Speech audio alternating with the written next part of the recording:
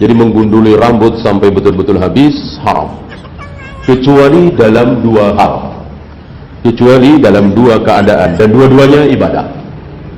Satu, tahallul, ya, tahallul haji atau tahallul umrah. Yang kedua, akikah. Bismillahirrahmanirrahim. Yang pertama, bahwasanya dalam Islam itu selain akikah, umroh dan haji, ada lagi satu keadaan di mana disunahkan untuk bergundul atau berbotak, yaitu ketika seseorang masuk Islam atau mu'allaf. Itu berdasarkan hadis Nabi riwayat Abu Daud, rawahu Abu Daud, hadis nomor 356, anna Nabi sallallahu alaihi wasallam, bahwa Nabi Muhammad sallallahu alaihi wasallam amaroh, telah memerintah. Siapa Nabi Muhammad sallallahu alaihi wasallam? Rajulan, kepada seorang laki-laki, kafiron yang kafir, aslama yang masuk Islam, biqaulihi, dengan sabdanya, alkih, buanglah angkah darimu sya'rul kufri, rambut kafirnya. Artinya rambutmu yang tumbuh ketika kau masih dalam keadaan kafir. Wahtatan, dan bersunatlah. Jadi ini adalah perintah bersunat, tetapi kalau mencukur rambutnya tidak wajib, hanya sunnah.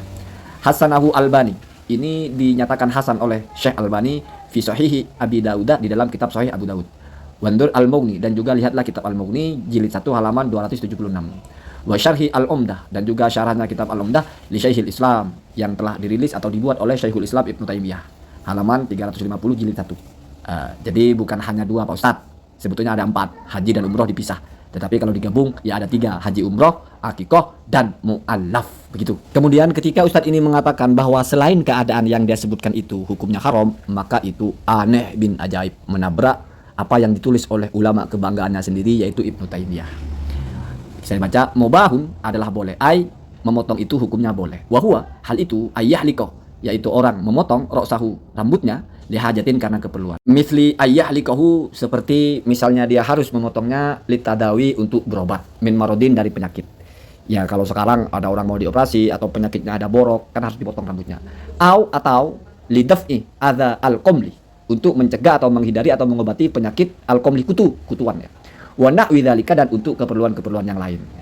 Qala Syekhul Islam rahimahullah, Ibnu Taimiyah berkata, fahadha, maka hal ini, jaizun, adalah boleh, bil kitabi, berdasarkan Al-Qur'an, was sunnati, dan juga hadis Nabi, wal ijma'i, dan juga ijma'. Jadi kalau kata dia hanya itu yang boleh dan yang lain yang tidak boleh, kata Ustaz tadi itu yang boleh hanya yang umroh, haji, dan akikah. Ya ini Ibnu Taimiyah malah mengatakan secara ijma', secara Quran, secara hadis, kalau ada keperluan hukumnya boleh. Sekarang masuk kepada bagian membotak, tidak dalam rangka haji, umroh, atau mu'allaf, atau juga akikah, dan juga tidak dalam keadaan ada kebutuhan seperti yang di atas. Artinya ya botak aja gitu. Ini tentu tidak berkaitan dengan botak karena ritual ikut orang beragama apa, enggak. Ini botak begitu aja, botak pengen gitulah. Atau mungkin karena rambutnya mau tumbuh baru dia dibotak. Bagaimana kajian hukumnya? Yahliku ra'sahu min ghairi hajatin. Ada orang memotong rambutnya, tidak ada keperluan, wala sababin, dan tidak ada sebab, minal asbabi, dari sebab-sebab al-mutaqaddimati, yang telah disampaikan sebelumnya. Fahadha, maka hal ini, orang itu mencukurnya, mimma, adalah termasuk dari perkara ikhtalafa, yang berselisih al ulama, para ulama, fi hukmihi, di dalam hukumnya. Fadhahaba ba'duhum, maka sebagian ulama berpendapat ila karohatihi, kepada memakruhkannya. Dalam ikhtilaf ulama saja, tidak ada yang mengharamkan, mentoknya makruh. Wa huwa malikun, itu yang mengatakan makruh adalah Imam Malik rahimahullahu, semoga Allah merahmatinya. Wastadallu, dan ulama yang memakruhkan ini berdalil bi annahu, bahwasanya memotong rambut itu min alamati ahlil bid'ah, adalah ciri-ciri ahli bid'ah. Wahum, dan ahli bid'ah yang dimaksud al khawariju, adalah khawarij. Jadi memang kebiasaan mereka itu botak ya.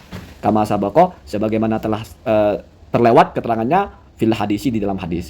Wa qad qala Nabi, dan telah bersabda Nabi Muhammad sallallahu alaihi wasallam, man tashabbaha biqaumin fahuwa minhum. Jadi dianggap menyerupai orang-orang khawarij, maka memotongnya secara bersih termasuk kepada makruh. Wastadallah, dan berdalillah man, ulama, abaha, yang membolehkan hu, kepada memotong. Abaha itu berarti menghukumi mubah ya. Jadi di bawahnya makruh ya. Oh, enggak, di atasnya makruh ya. Kalau makruh kan ditinggalkan masih lebih baik. Kalau ini mubah, ditinggalkan ya boleh, dikerjakan boleh. Sama-sama ya, sama-sama enggak dapat apa-apa. Bima, dengan hadis rawa, yang menceritakan hu, kepada hadis itu Abu Daud, yaitu Imam Abu Daud. Dalam kitab Sunanu Abu Daud, hadis nomor 4192. Anan Nabi, ya, bahwasanya Nabi Muhammad sallallahu alaihi wasallam datang ila Ali Ja'far, kepada keluarga Ja'far bin Abi Thalib, anaknya Abu Thalib radhiyallahu anhu, semoga Allah merahmati Ja'far. Ba'da mauti Ja'far, setelah matinya Ja'far, bisalasin 3 hari, artinya di hari ketiga kematiannya. Wada'a, dan Nabi memanggil bil halaki. Al halak itu tukang cukur. Jadi Nabi mengundang atau memanggil tukang cukur.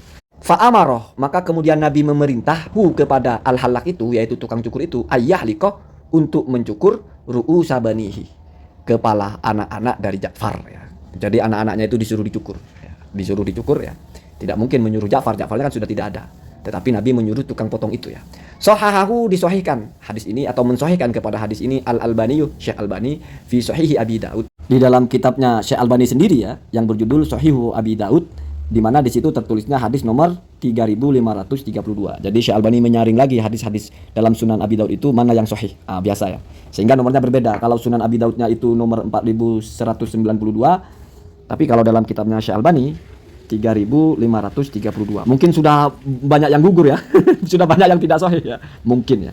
Kemudian wa bima, dan juga berdalil dengan hadis rawa yang menceritakan kepada hadis itu Abu Daud. Ya, Abu Daud lagi ya. Dalam Sunan Abi Daud. Hadis 4195. Jadi lengkap dua hadisnya. Anan Nabi, ya bahwasanya Nabi Muhammad sallallahu alaihi wasallam, semoga Allah melimpahkan rahmat dan keselamatan kepadanya, ro'a, melihat Nabi itu tiflan kepada seorang anak qad khuliqa, yang telah dipotong ba'du ra'sihi, sebagian dari rambutnya ya. Tidak mungkin dipotong kepalanya ya. Kalau dipotong kepalanya ya gak mungkin kelihatan lagi ya. Itulah namanya majaz. Jadi yang disebut kepala, yang dimaksud rambutnya. Wa turika, dan ditinggalkan atau disisakan ba'duhu, sebagian dari rambut yang lain gitu. Jadi ada anak rambutnya dipotong sebagian saja, mungkin ditipisi di pinggir atau ditipisi di mana gitulah ya. Ihlikuhu kullahu, potonglah rambut kalian itu semua. Awit rukuhu kullahu, atau jangan dipotong sama sekali, tinggalkan saja, jangan ada yang dipotong gitu ya. Jadi oleh Nabi ditegur gitu. Ini kok ada kecil dipotongnya sebagian ya. Maka kata Nabi, kalau mau dipotong, potong semua. Kalau tidak mau dipotong, ya jangan dipotong sama sekali. Sohahahu Albani, lagi-lagi ini disohihkan oleh Albani fi Sohih Abi Daud, di dalam Sohihnya Abi Daud, dalam kitab Sohih Abi Daud ya, hadis nomor 3535 ya gitu ya. Qala Nawawi, Imam Nawawi berkata atau berkomentar tentang hadis ini, rahimahullah, semoga Allah merahmati Imam Nawawi itu ya. Wahada, dan hadis ini sorehun, adalah dalil yang sangat kuat ya, atau yang sangat nyata, yang sangat terang menderang fi ibahati halqir ra'si, di dalam hukum bolehnya memotong rambut, la yahtamilu ta'wilan, di mana hadis ini tidak memiliki interpretasi yang lain. Jadi ini maksudnya cuma satu saja, sangat terang bahwa boleh mencukur rambut begitu ya. Itu ucapannya Imam Nawawi. Ini masih dalam konteks ya cukur rambut begitu saja, bukan dalam rangka ibadah seperti yang atas itu, bukan juga ada keperluan, tapi ya potong rambut begitu saja. Ini pendapat ulama yang membolehkan. Kalau Imam Malik tadi kan menyatakan itu adalah makruh ya, begitu. Intaha Syarh Muslim, berakhir dalam kitabnya Syarh Muslim. Walakinnal istidlalah, tetapi berdalil atau menjadikan dalil bihadainil hadisa ini, dengan dua hadis ini. Hadis pertama ketika Nabi memanggil tukang cukur ke keluarganya Ja'far ya, dan hadis kedua itu Nabi melihat anak kecil ya, lalu menyabdakan tentang kalau dicukur semua, kalau ditinggalkan semua ya. Ala ibahati halqir ra'si, kalau dua hadis ini dijadikan dalil untuk membolehkan memotong rambut ya, biduni hajatin, di tanpa ada keperluan ya, fihi nadrun, di dalamnya ada pertimbangan ya. Ini kitabnya Ibnu Qayyim ya, Zadul Ma'ad, ini ucapan Ibnu Qayyim ya. Awalan, yang pertama ya, jadi kalau dua hadis ini dijadikan dalil bolehnya memotong rambut, ada pertimbangannya ya, atau ada hal-hal yang perlu dikaji gitu. Awalan, yang pertama, li anna hilqar ra'si huna li hajatin, karena memotong rambut di sini adalah ada keperluan. Jadi kata Ibnu Qayyim, dua hadis itu bicara tentang anak-anak, dan kalau anak-anak itu dalam keadaan memang perlu untuk dibotak gitu. Artinya ada keperluan, berarti masuknya kepada bihajatin, sehingga hukumnya boleh gitu ya. Kalau kita detailkan bahasanya. Fayakunu mubahan, maka hukum al-hilku itu atau memotong menjadi mubah. Kenapa? Karena ya dalam keadaan butuh ya, gitu ya. Kemudian penjelasan selanjutnya, wal hajatu, kenapa anak-anak itu disebut butuh ya? An-nasibyana, karena anak kecil itu ya, aktsaro ordotin, dia lebih aktsaro ordo itu lebih banyak untuk menjadi objek gitulah kalau bahasa gampangnya. Ordo itu mengajukan diri ya. Aktsaru ordotin, dia lebih sering menjadi sasaran gitu ya. Min ghairihim, daripada orang yang lainnya, daripada orang tua maksudnya ya. Lil isobati, untuk ditimpa bil komli, dengan kutu. Oh, jadi kalau anak-anak itu memang lebih rentan gitu bahasa gampangnya ya, dikena kutu daripada orang tua. Oh, berarti ini oleh Ibnu Qayyim ini dianggap berarti untuk keperluan menghindari penyakit kutu ya.